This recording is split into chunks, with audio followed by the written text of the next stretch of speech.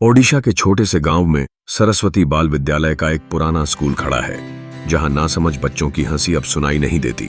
इस स्कूल की इमारत, जो अंग्रेजों के जमाने की याद दिलाती है, लाल ईंटों से बनी हुई है। बीते वर्षों का रहस्य और भय इसे और भी डरावना बना देता है, खासकर शाम को जब आसमान में सूरज छिपता है। गांव के बच्चे हमेशा इस इमारत के पास जाने से कतराते हैं, क्योंकि उनके मन में एक भूतिया कहानी बसी हुई है।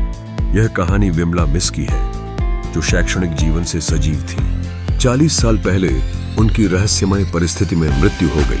हर कोई इसी बात पर चर्चा करता है कि उनकी आत्मा आज भी स्कूल की लाइब्रेरी में भटकती है। गांव के बड़े बुजुर्ग कहते हैं कि शुक्रवार की रातें विशेष होती हैं, क्योंकि उस रात चाक की खट्टर पटर और किसी के बोलने की गूंज सुनाई देती है। ये आवाजें बच्चों की पढ़ाई का साक्ष्य होती हैं, जो कभी स्कूल नहीं आए। एक रात 3 नादान दोस्तों, अनीश, विभू और कल्पना ने हिम्मत बटोरी।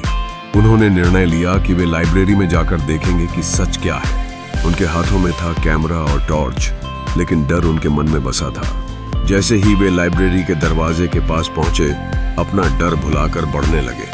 अचानक दरवाजा खुल गया। अंदर उन्हें एक बूढ़ी औरत की परछाई दिखी, चश्मा लगाए, हाथ में रजिस्टर और जमीन पर चाक से कुछ लिखती हुई। अनीश ने डरते डरते पूछा, कौन हो आप? तो परछाई ने उत्तर दिया, मैंने पढ़ाना छोड़ा नहीं, केवल शरीर छोड़ा है। बाकी दोस्त घबराकर भाग गए, लेकिन कल्पना रुक गई। उसने पूछा, क्या आप कुछ चाहती हैं? और अंत में एक आवाज आई, हाँ, मेरी अंतिम कक्षा पूरी हो। मेरी आत्मा तभी मुक्त होगी जब अंतिम रजिस्टर बंद होगा।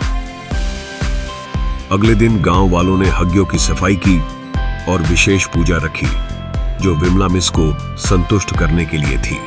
बच्चों को उस कक्षा में फिर से बैठाया गया। पुरानी किताबों से विमला मिस की अंतिम क्लास ली गई, और जब घंटी बजी, लाइब्रेरी का दरवाजा अपने आप बंद हो गया। इसके बाद कभी कोई आवाज नहीं आई। आज भी लोग कहते हैं कि जब शुक्रवार की शाम आती है, तो कभी कभी चाक की हल्की आवाज सुनाई देती है। लोग मानते हैं कि शायद विमला मिस अब शांत हो गई हैं, लेकिन वो हर बच्चे की पढ़ाई का ध्यान रख रही हैं।